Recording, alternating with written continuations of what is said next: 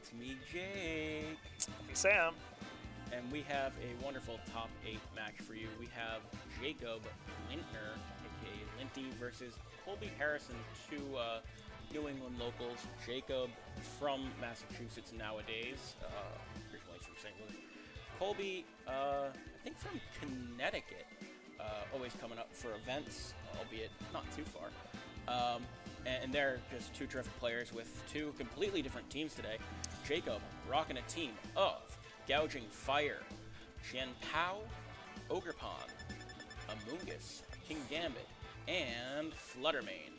And on Colby's end, we have Fluttermane, Incineroar, Raging Bolt, the Farigiraf, Rillaboom, and Araquanid. Is it Farigiraf or Farigiraf? I feel like it has to be Farigiraf.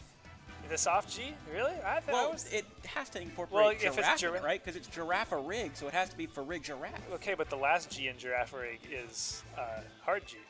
And Well, you don't end a Farigiraf sentence with a inverts soft it, G. but then the two come, in my view, the two combine, and then I I have don't to know what look at that it makes it. spelled I out. think that makes it so it's alternated. You could do it any way, right? I feel like a GI, well, no, because you have the word gift.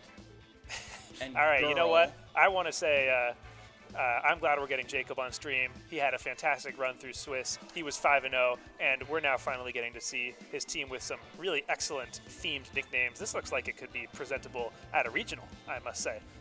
And it is all led by his king, the Gouging Fire. Yeah, I think this is a terrific take on the Gouging Fire teams that we've seen. Same Howl stuff, but this time with Xianpao to just make amazing damage. The Ogrepon Wellspring has been a staple. And King Gambit, definitely an interesting one. So you can't offset with Intimidate on Howl. And against Gouging Fire Mirrors, you have your King Gambit to just be defiant.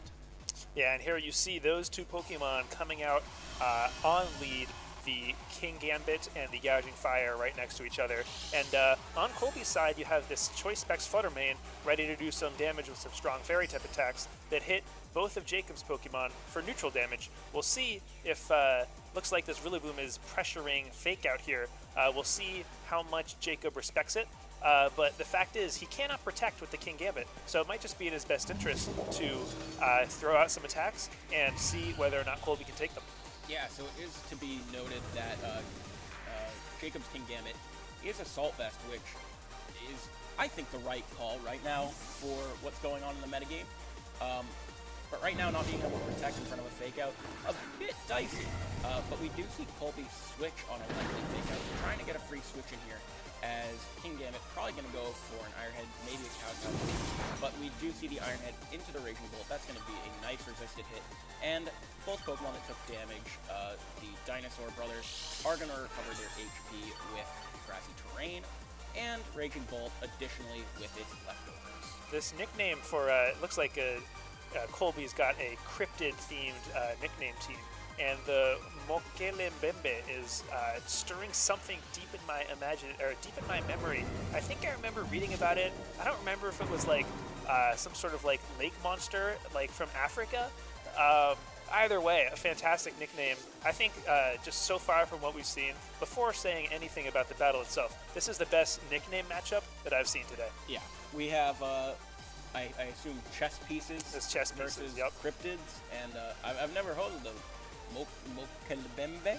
I don't want to try to pronounce it too well, because But I'm sure I I'm do know going to the butcher it. Sasquatch. That, yes, absolutely. That certainly is a cryptid. All right, so it looks like the Raging Bolt's going to protect here and shield itself from any damage. The Gouging Fire is going to go for a Howl, kind of risky in the face of a possible Dragon move from the Raging Bolt, but it pays off as King Gambit gets the attack boost. High Horsepower comes out in the Gouging Fire, showcasing that high defense stat, and the Kowtow Cleave is going to come into the Rillaboom and take it down to about a quarter of its health. Yeah, absolutely. I mean, this game looks like it might be a bit of a slower one. There's a lot of bulk on both ends here, so it's going to be a lot of fighting for dominance, if you will, in this match. As it looks like Jacob's very quickly going to go for a bit of a read here, possibly. I think I saw an Iron Head come out. I did, targeting into the Raging Bolt. So we'll see if a Fluttermane comes in. it's not going to stay there for very long. But that said, if the Raging Bolt stays in, yeah, it'll have to take a +1 breaking swipe, but it's with its defenses, it should be able to do so rather comfortably, and then it can threaten some big damage, maybe even knock out this Gouging Fire. Yeah, I'm not exactly sure what Jacob's reading here, because if it were Fluttermane coming in, I think a Kowtow Cleave would have done a substantial amount of damage, and it's not like the Terra types would really offset it. But we do see the Breaking Swipe come out, do a good amount of damage here. As high horsepower, if it was enough to KO, it's not anymore. Dragon Pulse coming out, though, is going to be enough to finally knock out that Gouging Fire. But it did what it wanted this game. It boosted up that King Gambit. It got some damage mitigation out. And we do see an Iron Head not do a lot of damage. Really, I think Jacob maybe retroactively thinking, why did my Kowtow Cleave there? Yeah, would have taken Raging Bolt down. It might have been a roll to KO. But regardless, I do think that the King Gambit is in an excellent position here. As long as it can stay out of the range of any of those high horsepowers, it should be in a position where Sucker Punch, especially with the Sword of Ruin out, can threaten a clean KO into the Fluttermane.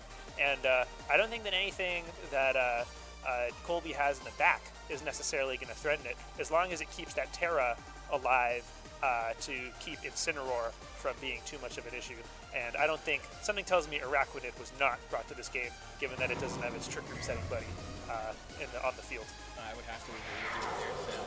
And just looking at it, this would be an Urshifu's paradise to be in front of, but Colby not having an Urshifu, gonna struggle against these two quadruply fighting weak Pokemon. And Jacob also threatening a lot of priority damage here, although Colby having his own priority that can kind of stop Jacob, as we are going to see a Raging Bolt protect the Sucker Punch from the Chien-Pao into the knockout there. And from damage, you can see Kowtow Cleave not wanting to mess around with Thunderclap, knowing it can do enough damage here, going into that protect. The double recovery going to come into that Raging Bolt. Very nice for it. Going to restore 1/8 of its HP. That's quite a bit. Going to still be in range of a Chien-Pao Ice Spinner. But we are going to see a switch into the Araquanid. Oh, I stand corrected. There's I got to wear that one. But that said, we'll have to see how the King Gambit speed is trained relative to the Araquanid. Because if the King Gambit is faster, I think a Kowtow Cleave is going to do a lot of damage, and especially with +1 and a Sword of Ruin active on the field. Meanwhile, Ice Spinner into the Raging Bolt slot is a pretty easy click for Jacob. Fluttermane doesn't want to switch into that, and nor does Raging Bolt. Raging Bolt also cannot Terra out of that because it is Terra Grass, and so regardless, this Ice move is going to hit it for super effective damage. Yeah, I think right now it all comes down to how this Araquanid's trained, but at +1, with the Sword of Ruin, I can't see an Araquanid taking all of this damage coming its way. As you said, it also is dependent on this speed. I think Araquanid is naturally slower than King Gambit, but Grass is going to leave the battlefield thanks to Ice Spinner, and a Kowtow Cleave boosted by the Sword of Ruin is going to be a good enough amount of damage to Araquanid. I don't care if that was 100% of it. I don't care if that would have been 101% of it. 100 is over 100. And here comes the Fluttermane, and Jacob is actually in a position to garner some really interesting information here. If he attacks the Fluttermane with an Ice Spinner, he can see whether or not the Chien-Pao is faster than the Fluttermane, and that would be really good to have for the rest of the game. Jacob checking the battle stats here, seeing if there are any stat changes he needs to worry about. Instead, just opting to go for the double Sucker Punch. Fluttermane is going to pop the Terra Fairy, but I think it might be too little too late. My guess is that 2 Sucker Punches from these 2 strong Dart types, doesn't matter that it's Terra Fairy, I think it'll still knock it out. Yeah, absolutely, and as we saw, +1 already on that King Gambit. I mean, it's not the black glasses, but 2 Sucker Punches is more than 1 strong Sucker Punch. Yes, indeed, and with Chien-Pao with the Focus Sash still available, there's that King Gambit Sucker Punch. It was a critical hit. I guess I don't think it would have KO'd it without the crit, but not that it matters. I still would have been interested to see, whether or not the Chien-Pao was faster than the Fluttermane naturally. I'm not sure if Jacob's running Jolly or Adamant, but regardless, it is a pretty clean 3-0 victory for Jacob in the first window of this top 8 match. Yeah, and with that critical hit, the answer to how many Sucker Punches does it take to get to the center of a Fluttermane, we may never know. But 2 was enough in this case, and that's what we'll go with. I think Jacob going for those sucker punches, not wanting to quote-unquote admit how much speed he has on that Chien-Pao, maybe knowing, oh, I'm Jolly, I don't want to show you that, because most of the Flutter Mane these days aren't running timid max speed, because they like their bulk and their offensive prowess.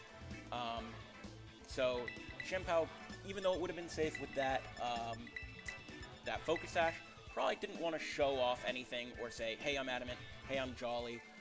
I think that would have been more information for Colby to ascertain than it would be for Jacob. Jacob likely knows where he stands against this Flutter Mane already. That's a good point, and it's also maybe just as valuable to know how much your Sucker Punch is going to do into that Flutter Mane, especially if it comes down to some chip damage in the end game or whatnot.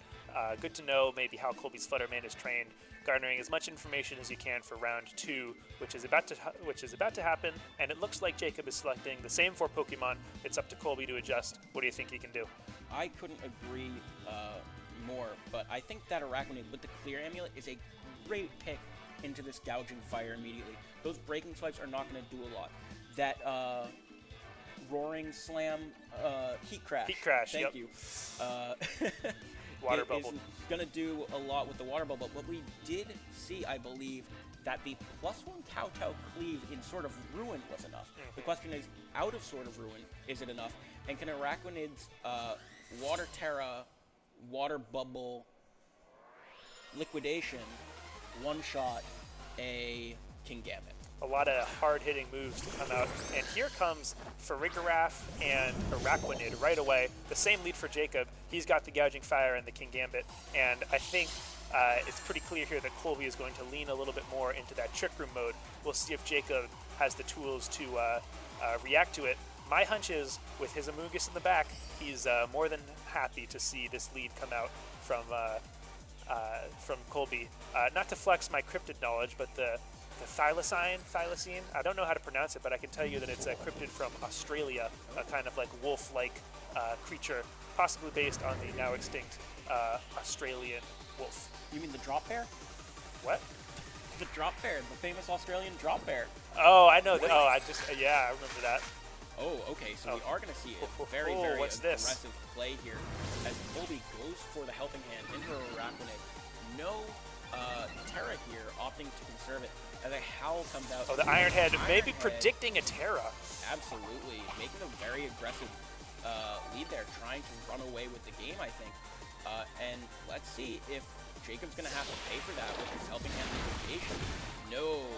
Even with that Water Terra, I think it may have fallen a bit short.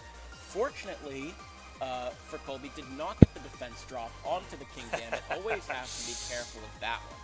Yeah, that would have shaken things up and given it a +2 boost. Now, though, Jacob is in an interesting position. I'm questioning the decision to go for Breaking Swipe there, given that the Farigiraf, or given that the Araquanid is Clear Amulet. However, it looks like Jacob has played his cards perfectly because the double target into Farigiraf is going to be enough to pick it off. Yeah, I think just wanting that little bit of extra damage on the Araquanid, knowing that after an Iron Head, it would probably be enough. And I think that's exactly what he was looking for.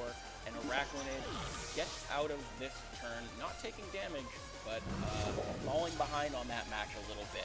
I think Araquanid would absolutely love to be in Trick Room, and, well, here comes a Rillaboom ready to fake something out, but right now, Jacob's going to get an attack off with somebody, so it's up to Colby to decide who he wants to fake out, because he's either staring down a Heat Crash from a Gouging Fire, or probably even more scary, a Kowtow Cleave from a Kingambit.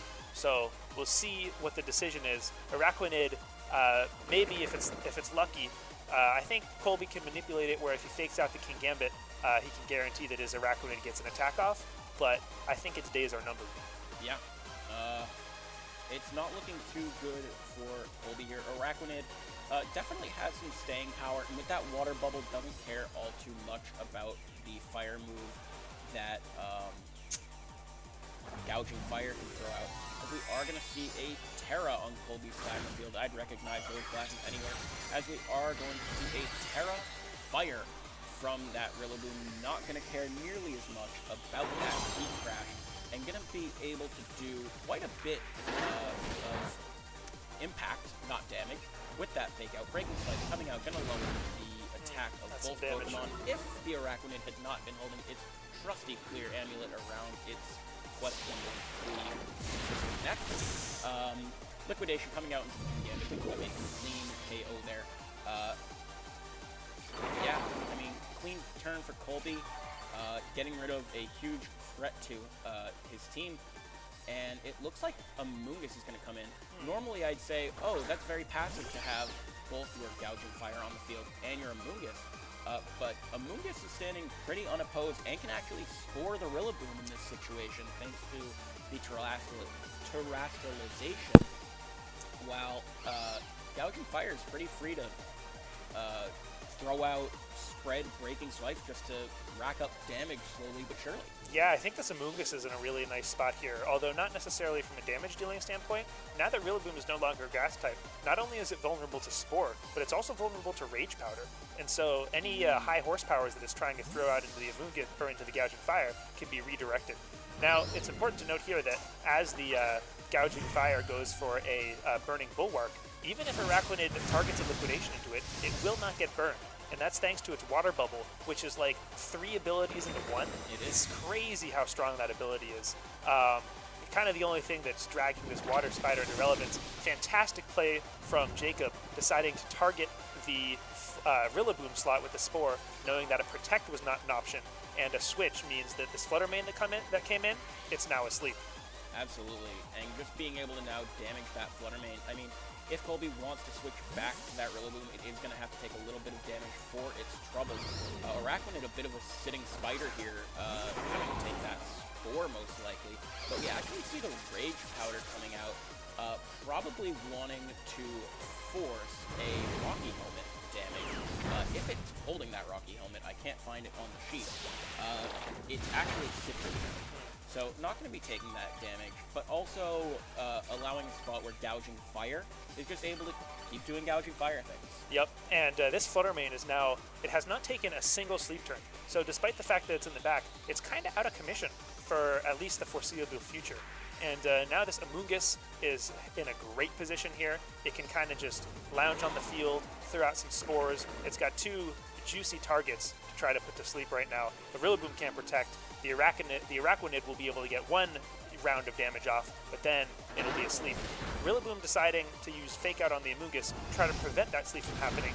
Breaking Swipe, chipping, and chipping away. Sasquatch, aka Rillaboom, gonna lose some attack. Here comes a Leech Life to try to restore some health, and that does just about as much as a resisted Liquidation did. I think it actually does, yeah, the same amount, if not less, due to Liquidation's base power. But allowing that Amoonguss to get its HP back from the Citrus Berry, so it's going to end the turn on higher HP than it started with, albeit itemless. And as we saw, Gouging Fire really just unopposed to keep throwing out Breaking Swipe, not even needing its secondary effect, just throwing out some consistent but slow damage, whittling away. And I mean, Flutter Mane would be a decent switch here to not take damage, but as you said, Sam, unable to take a sleep turn immediately and wake up, and also you have to be scared of this Spore. Oh, Jacob saw this one coming. Sorry to butt in there, but switches in the Flutter Mane, and the Entei says no thank you. Not Entei, the prehistoric Entei says no thank you. The Heat Crash comes in, demolishes the sleeping Flutter Mane, and if this Araquanid gets put to sleep this turn, and it does, I think this game is looking pretty over in favor of Jacob. Araquanid, it doesn't have eyes to close? Where are its eyes that it's closing? I mean, the little face on its head doesn't close its eyes. No. Its eyes are not closed. The guy sleeps with his eyes open. He's ready for Don't you worry about that. Oh my goodness. But yeah, Araquanid here we do importantly see is slower than the Amoonguss, which would mean that Araquanid is on the minus speed nature scale and likely naturally was not gifted with speed, although that is likely intentional from Colby's end, so it can underspeed Amoonguss and in Trick Room in turn outspeed it. So Colby going to have Fake Out pressure again, not going to utilize it knowing that he has to do damage here. Takes a heat crash, high horsepower, going into, oh my goodness, gouging fire. Not taking nearly, and I mean, not taking half is crazy from a super effective move from the Rillaboom. Rillaboom going to take a nap here. And it looks like it's wrapping up, as we said, slowly but surely this whole time, where roaring, gouging fire flame is on the field, doing its thing. And the pollen puff wow. for good measure. Yeah, I think this is pretty clearly over in favor of Jacob. There's nothing stopping him from spamming Heat Crash and Breaking Swipe. Amoonguss can redirect any damage from Araquanid, it can put it back to sleep, and it can restore the health of Gouging Fire with that Pollen Puff, and if need be, it can switch out and restore its own health. So it is looking very much over. Jacob Lintner is going to be, on aggregate, 6-0 heading into top 4, and I can't say enough about how well he's played today. Yeah, Gouging Fire, I mean, clearly the MVP for Jacob this tournament. Just, I mean, from the game I saw here, I can tell how much he depends on it and is one with this Gouging Fire. Just consistently able to keep going. And Colby saying, I don't need to be breaking swiped all the way down. I'll let you have this one, Jacob. Great match. Jacob really just playing patiently, maintaining board position, and not letting Colby get away with anything. Had we seen a Trick Room go up, I'm not even sure that would have been enough to save Colby in this match. It's an uphill matchup with that Amoonguss, with that Gouging Fire. Araquanid has very clear strengths, but I think it also has some very clear weaknesses in that if you are not clicking a water move, you might as well not be clicking an attack at all. What are you doing? Exactly. What are you doing? Yeah.